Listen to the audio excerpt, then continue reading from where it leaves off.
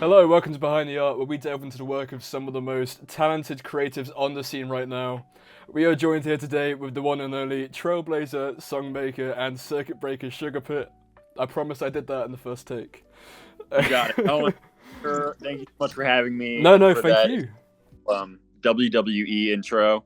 That's How right. are you feeling? Yeah, no, feeling good. This is my first music interview, so this is a different kind of one. I'm excited. Hell yeah. Well, I'm honored to be your first music guest. Thanks for having me. Yeah, honestly, blessed to have you. That's great. Hell yeah. I'm just sitting in my studio right now in my underwear, and I'm hanging out. Yeah, I'm not gonna stand up. I'm not gonna let you see what I'm lacking down there. Wait, where are you coming in from? UK, England.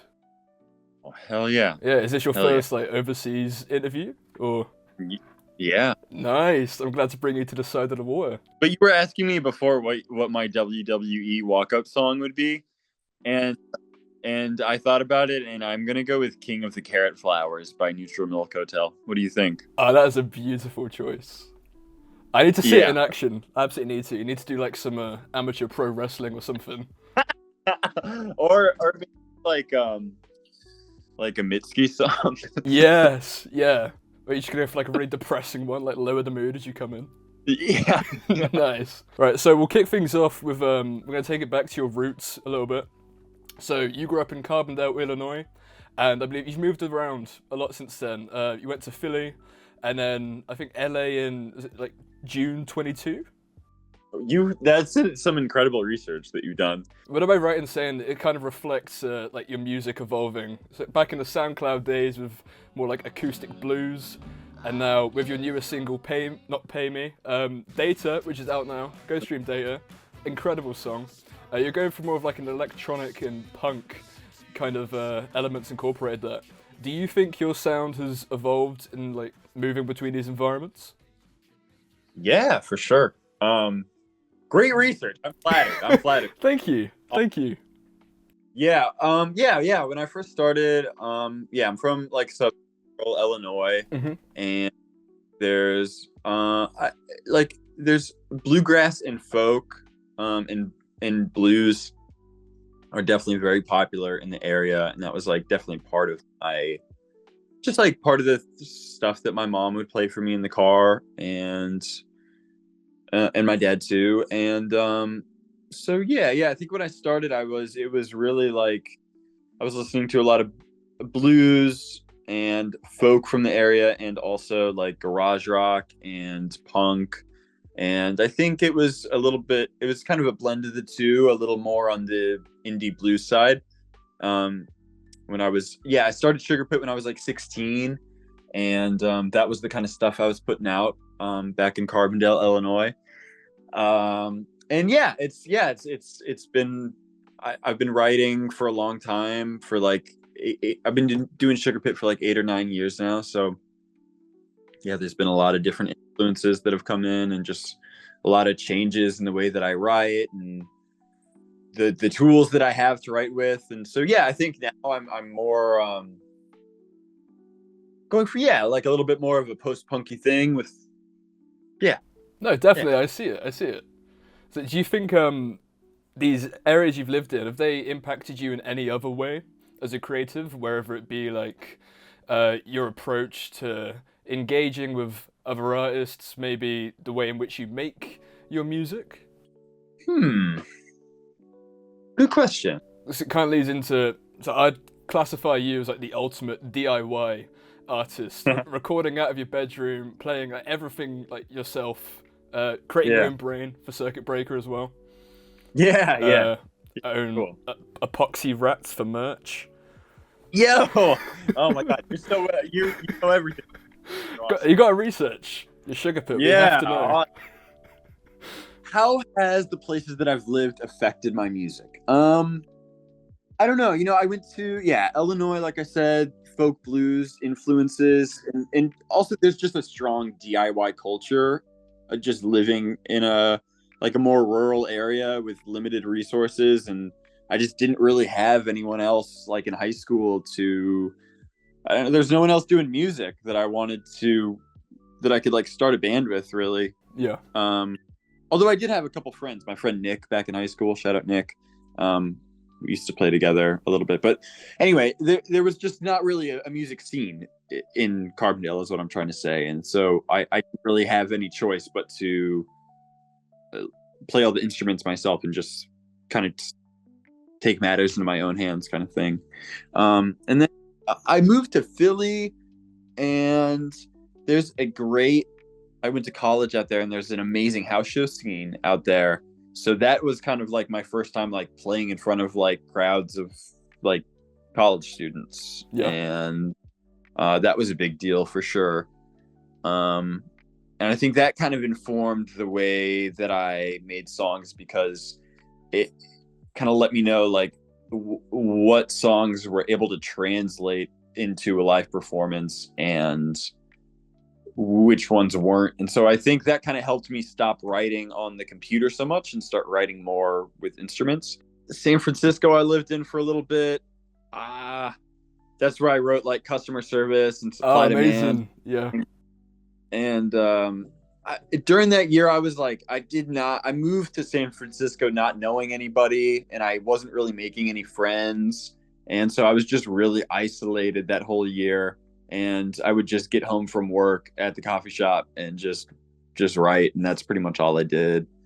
And some of this newer stuff that I'm writing in Los Angeles is affected by, I think, just kind of like the grind of the city. And I feel like I moved to LA with kind of this mission in mind of like, oh my God, we're moving to LA. Like, we got to make something happen. And I think that like urgency and that, like pressure kind of it informs some of the music that I'm making right now. Yeah. So like with LA especially, do you feel like you're kind of like competing against everyone else? You're trying to get yourself out there first. Yeah, totally. And doing it quick and making something that catches people's attention.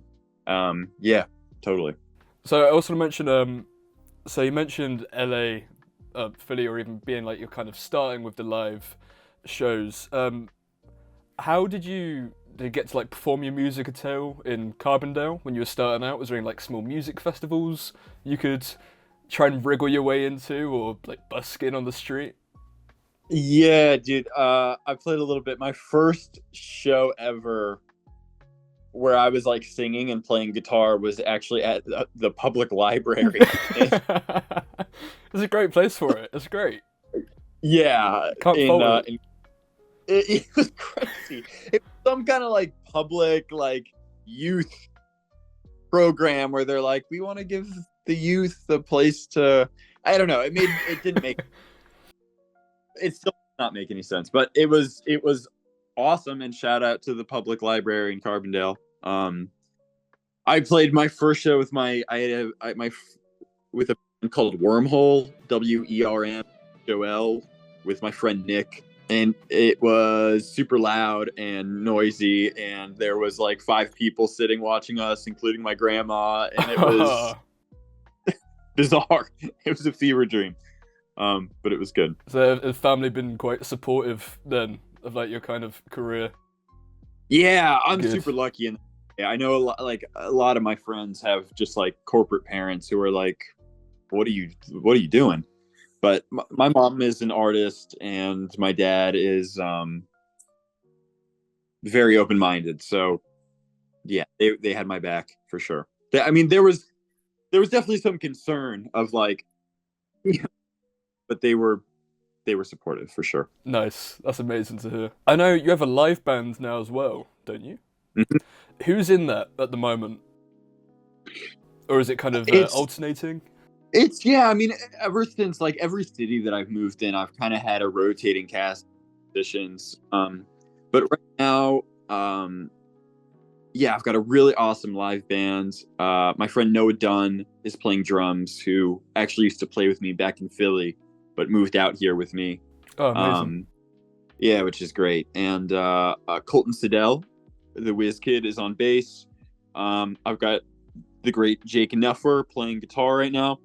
And then some shows I'm able to bring in backup vocals, which is usually Chloe Chaidez, who I work a ton with, just making content and putting on shows. And just a ton of random shit like that. And Dre Velis, and sometimes my friend Josephine. So shout out to all my band. They're fucking incredible.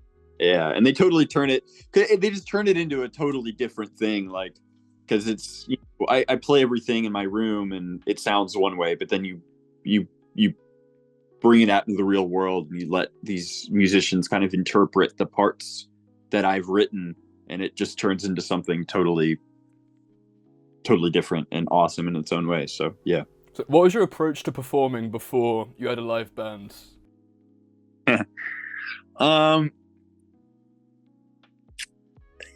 Back in Philly at some of these house shows, I was doing like aux chord sets and just playing to track, which I hated. Sometimes I would do just me and a guitar, stripped back sets. But I mean, there's more or less, I've always kind of been playing off and on in some format of a live band. That's like good. So this also, bringing up Chloe as well, it leads me into my next question. So along with this great band, you've been crossing paths with music creatives for a little while. Where we start with Michael Celius recording for the Woodbox Gang. Wow! Holy fuck! Bro, you're like Nardwar. Do you know? Yeah, Sugar Pit, we have to know. Oh my God. I think also... You're frightening that people can... that. But yeah. So I delved through social media as well. The Grammy-winning Dave Satek as well. If anyone doesn't know, is produced for Weezer, Beyonce, Run the Jewels, and MF Doom, which is insane. Yeah. Chloe and most notably the Yeahs as well. Yes. Yeah. Yeah, that was like insane track record. Chloe, is it Shaidaz? Am I saying that right? Shaidaz, yeah. Yeah, Chloe Shaidaz of Psy Sound, Kitten, Body Party, Nasty Cherry. So is Psy Sound like a label, or is it a group? You under a label at the moment? I actually just got signed to Atlantic Records, which is like insane. No it's way! Like Congratulations! I haven't really like officially announced it yet because I don't know. I don't know why I. Well, cat's out of the bag now. That's insane. Well done. Yeah, it's insane. I feel so proud. Okay, sorry. Yeah. That wasn't my actual question, but what have you taken away from your time with these guys? They're all of these names that you just mentioned are so different and have influenced lives in a lot of different ways. Like this guy Mike Lascelles, that's so funny. This is a deep dive into my life, but my mom dated him for a while, and he had a recording studio. He was like an audio engineer, and he was like one of the main guys who recorded local bands from my hometown.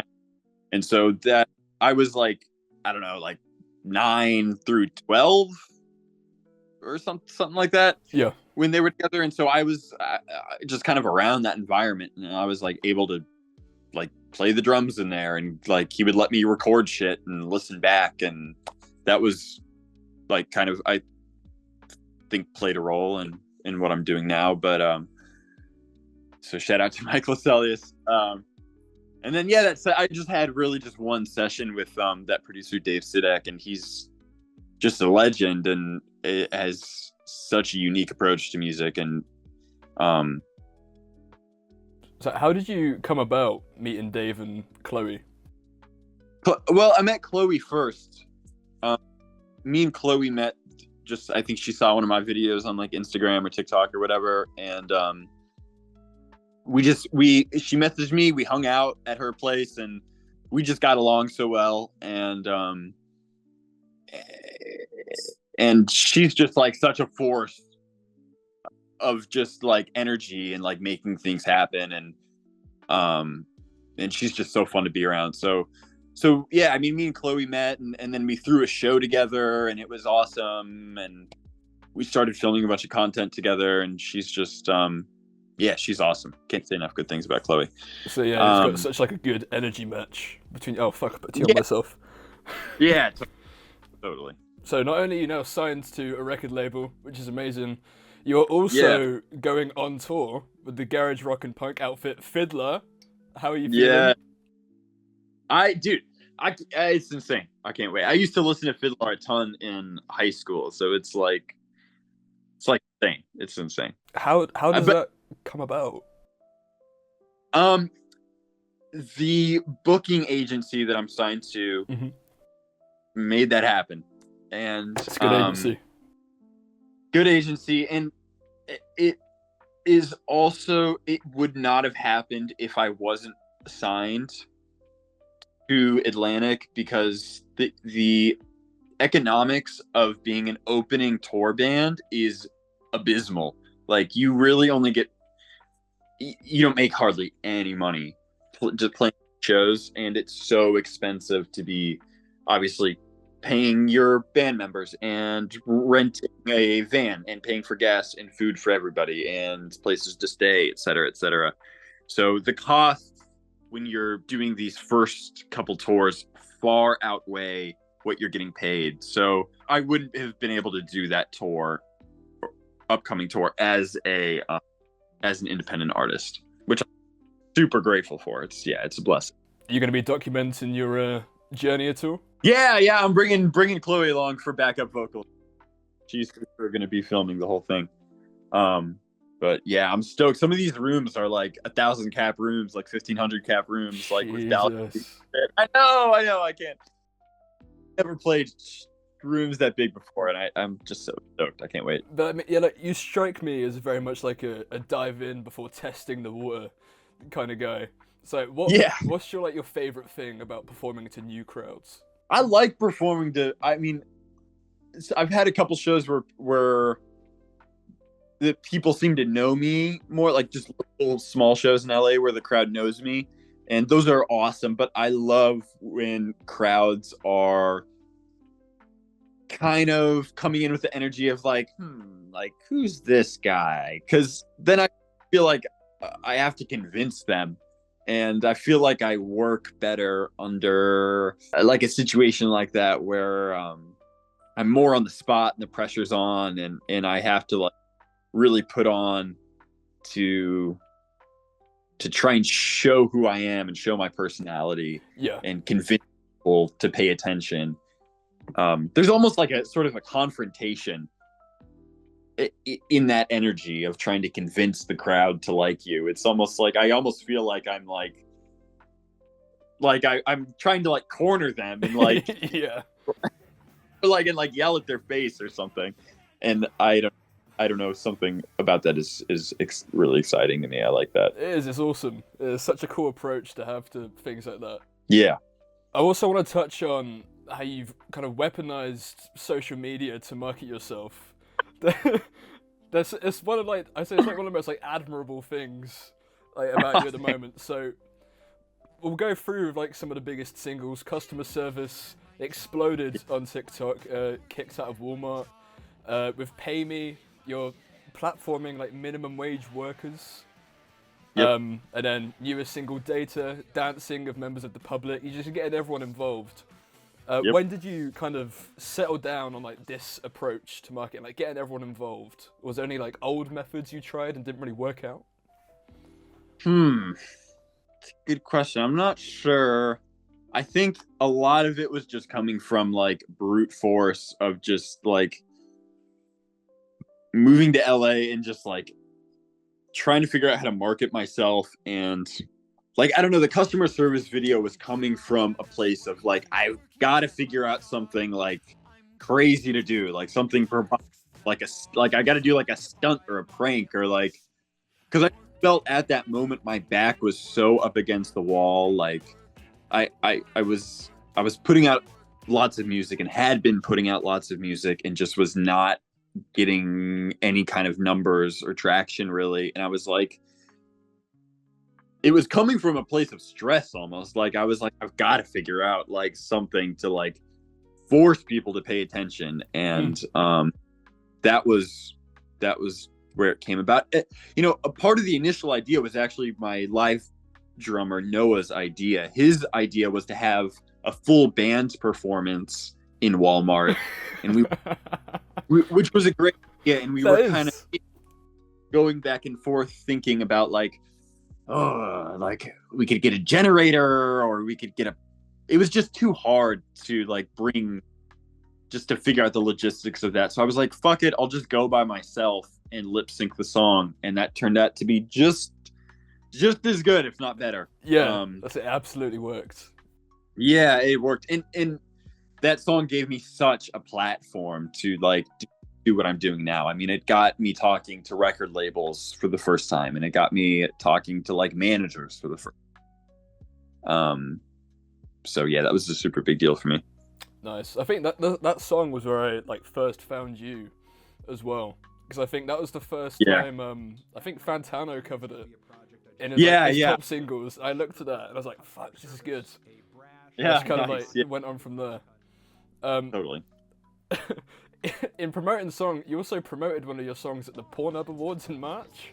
What's the story behind that? How'd you end up there? Dude, by chance, I don't know. My Chloe had somehow knew someone who was running it, and she had an extra ticket or whatever and invited me.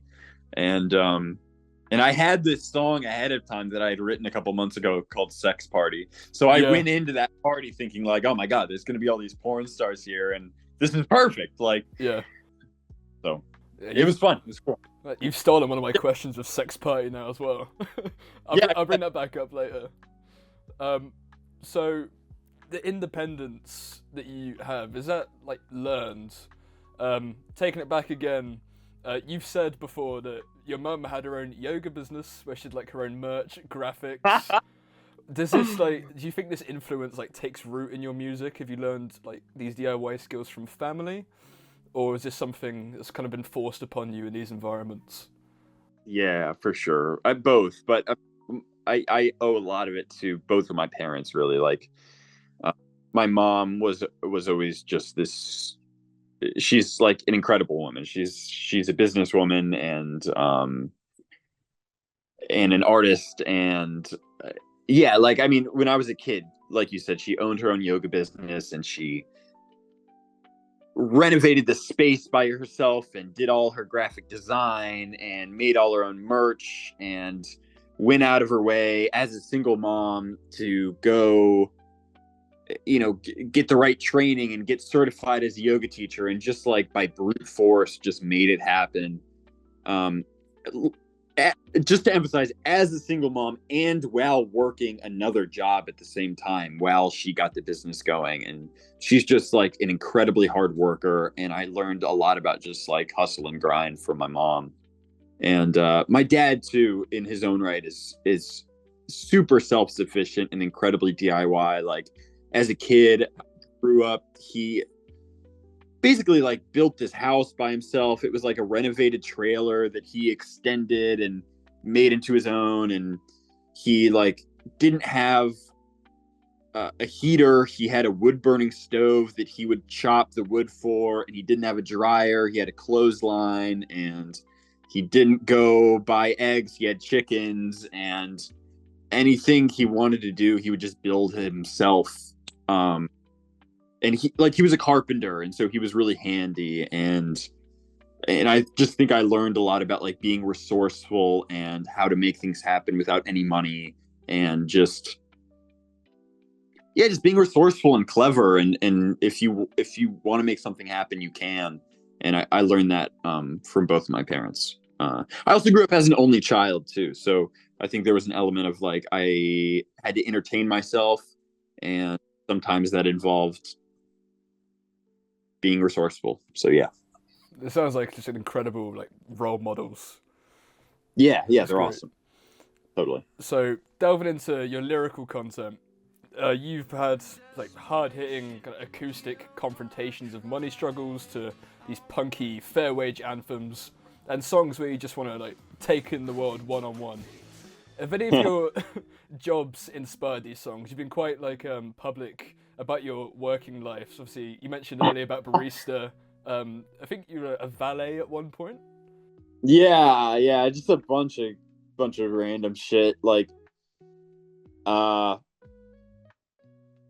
lot of customer service work, baristing, hosting at restaurants, I was a server at a dim sum restaurant. I was a valet in Los Angeles. I I was doing a bunch of random shit, doing like smoking studies and like eight research studies and Yeah. teaching music independently and at companies and um, I worked at an electric scooter shop in San Francisco. Uh, I was doing like vote canvassing, like door to door vote canvassing, DoorDash. Just tons of random shit over the years. In LA, I was down so bad for a month that I interviewed to be a birthday clown, which I did not end up doing, but No. I know. You know what That's I had perfect. a What? birthday scheduled that I was supposed to go to, but they canceled on me at the last second. But yeah, I think I've done a bunch of random jobs over the year, all of them shitty. Yeah. And it just pissed me off. Yeah, that it really finds root in some of your songs, I feel. Yeah. Pay Me isn't like the most melodic and Yeah. light-spirited song. Yeah. I wrote that song in LA too, which is like, I think it was all kind of coming to a head. At that moment in my life, I was working like 3 or 4 random jobs that were all like part-time and just like barely scraping together rent. And I was also like building a large amount of credit card debt. And I was just spending, it seemed like, all of my time working at these jobs that I hated. And I did not have if I had barely any time to like sink into my art and I was and I was also just looking at my pay stubs and looking at the hours that I'm working. And especially in LA, like a lot of these, like the valet job I was working I was making like after taxes, like maybe like 16 or 17 an hour. And my rent was like 1,300 and you pay, and I'm just doing the math. I'm like, this is like, who can live on these wages? Like, even if I'm working like full time, which the hours are not there to offer that. And even if I was working full time, like this is not a doable thing. And to pay, especially if you want like things like health insurance, like that's not even in the question. Are you working another job at the moment? No, dude, I'm fucking Yeah, just nice. yeah. No, Amazing. I signed a fucking record deal, and I'm like, just work on music all day now. I'm living the dream. Nice. Well, I can fucking scrap these next 2 questions then. No, okay, go ahead. I was gonna say originally, how do you split your time between your like work that you don't want to do and your art?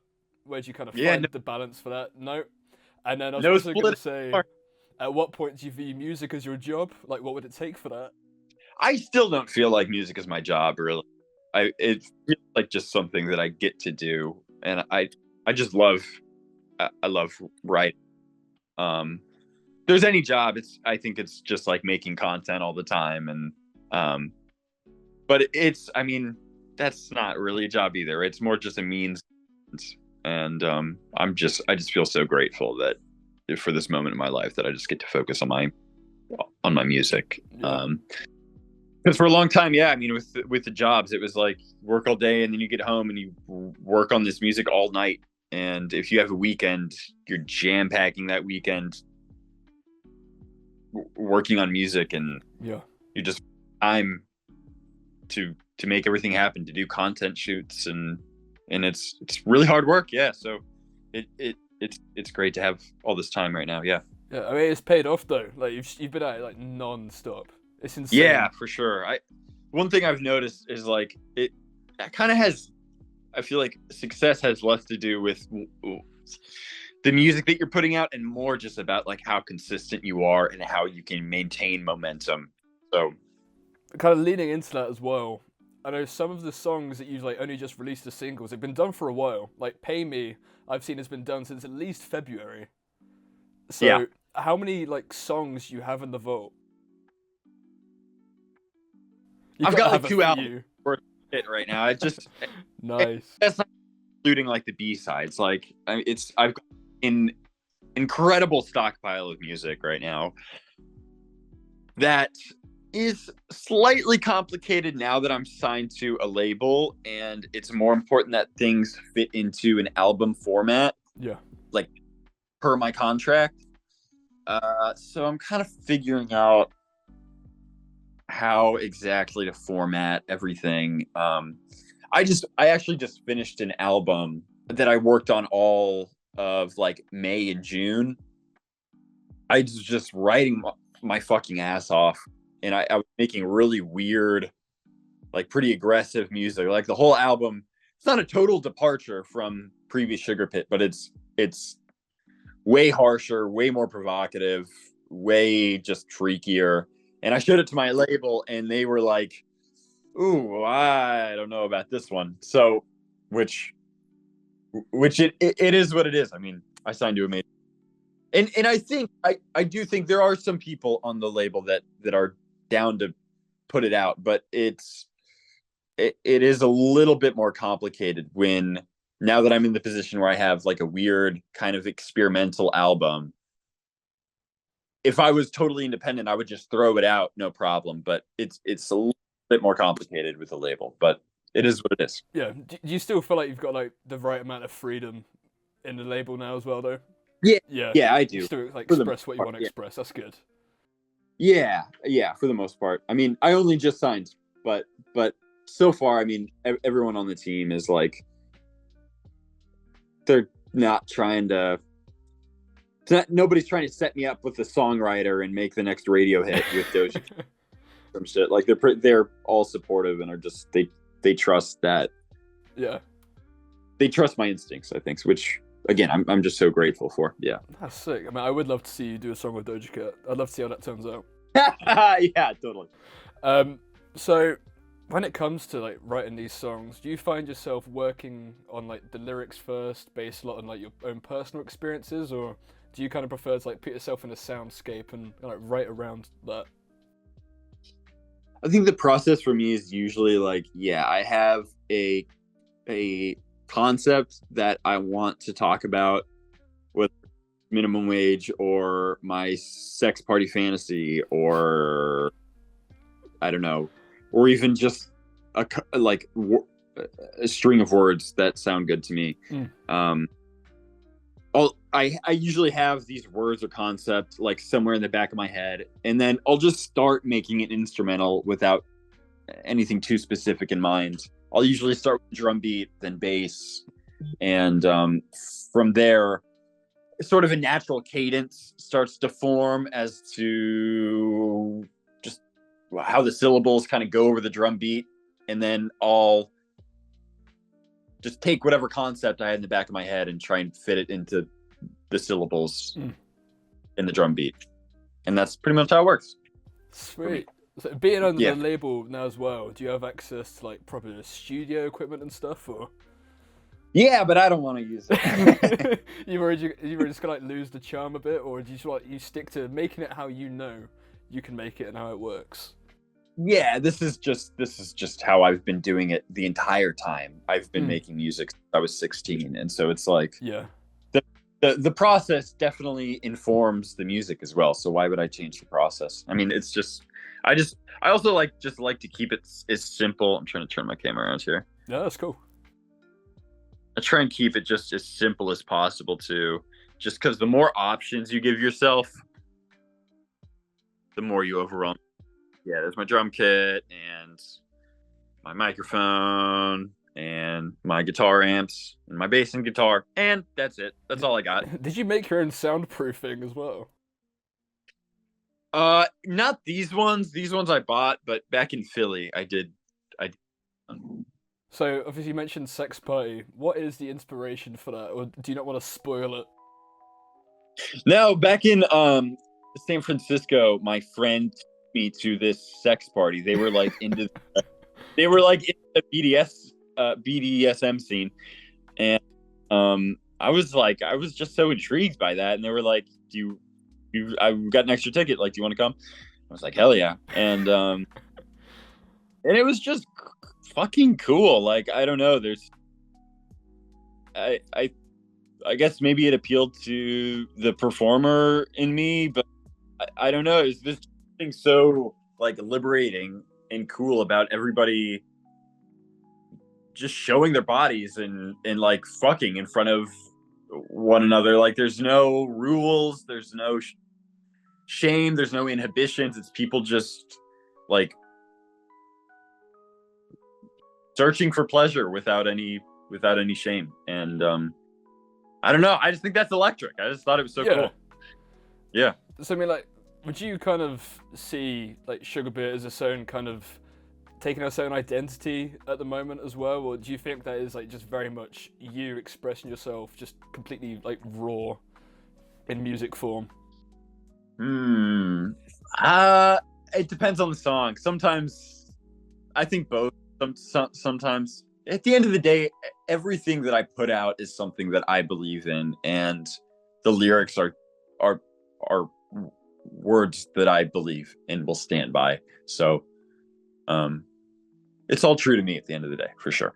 That's good. Also, with all this money coming in as well, do you plan to keep the Gap as well? Do you think like it's like part of your character? Like, Dude, I feel like I was literally kind of thinking about that the other day. Like, yeah. So I was like, it's the same kind of thing with like Danny Brown as well. Like it's kind of like associated as well. Yeah. I don't know. How do you feel about it? I mean, it's me. It's part of me. I mean, I fell and I knocked out my fucking tooth. Oh, no, I told the truth. I tell everybody a lie. But I don't know. It is what it is. I think it's funny. For now, totally. I've got rush to fix it, but I could see later down the line, like I think later in my career, like it's not going to be necessary to like. It's not. I'll probably fill it in eventually, but for now, I'm cool with it. No, that's fair. When do you think? I don't want to wring too much about this album out of you.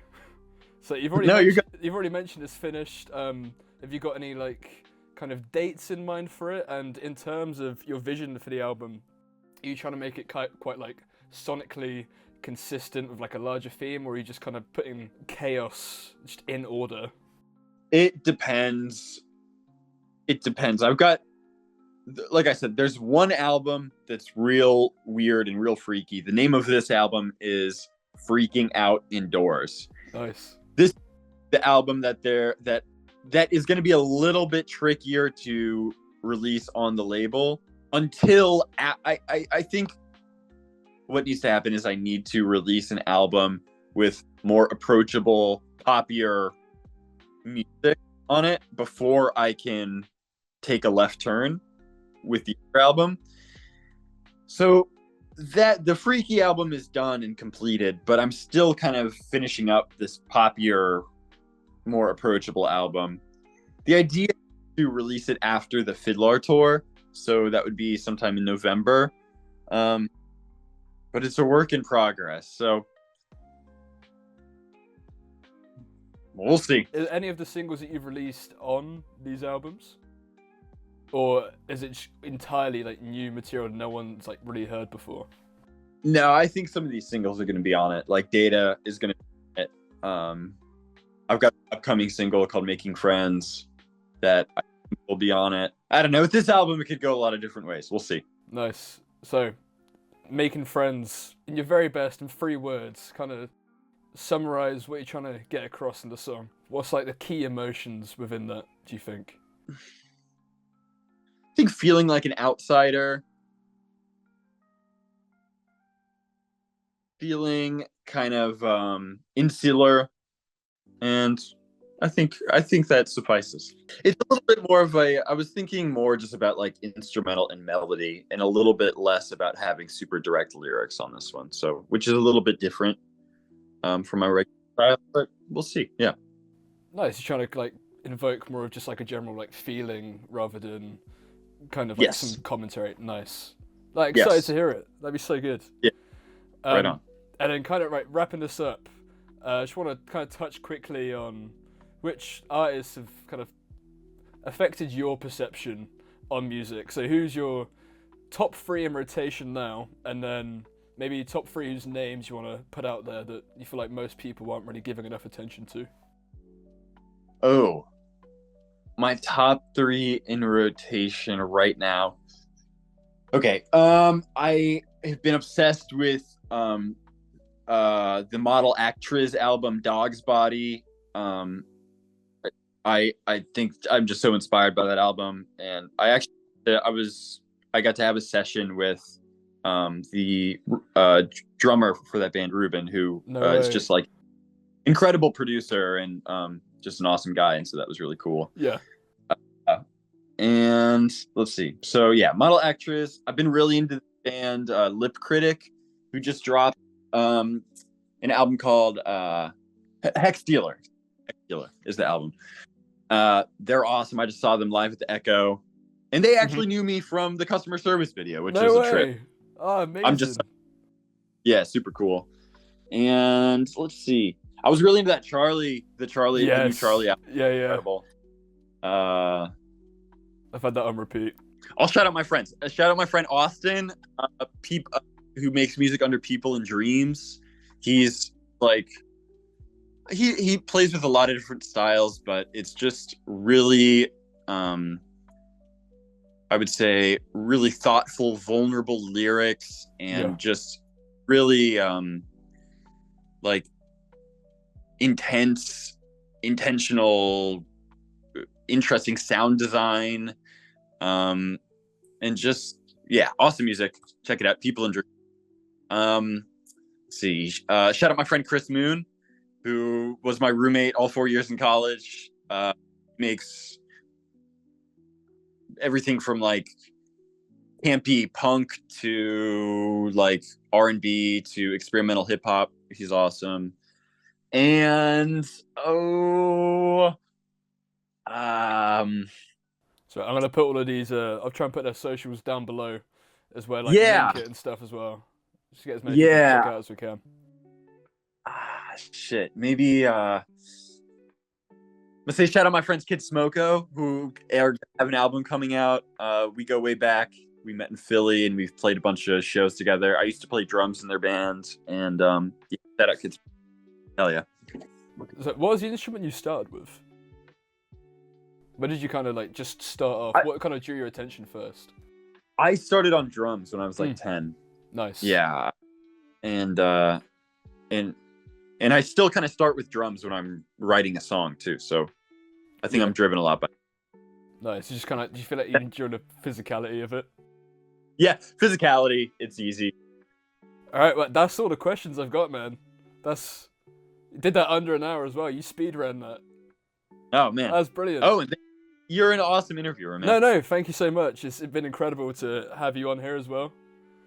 Cannot wait for the album. It's going to be amazing. Yes, thank you. Have you got any questions yourself, or do you want to just plug some stuff? I don't really have any shows coming up other than this FIDLAR tour in October. So it's nationwide. Get your tickets to the FIDLAR tour, and just fucking. I love getting nice DMs. So if you got nice to say, DM me, and I'll DM you back. Nice. Right, compliment this man. Tell him how good Data is. Yeah. Go on. Feed the ego so we can get more music, alright? Yeah. That's what we need. Yeah. DM me, feed my ego. And... yeah. Thank you, Owen. I appreciate you, man. That's right. So, Sugar Pit, it's been lovely having you. Please keep on doing what you're doing. It's amazing. We all love it. Yeah, next time, if I ever come to the UK. Absolutely. We'll link up. Yeah, I'll be the first one there. Well, thank you very much for coming on. Enjoy the rest of your day. I'll finish my evening. Peace. See you, man.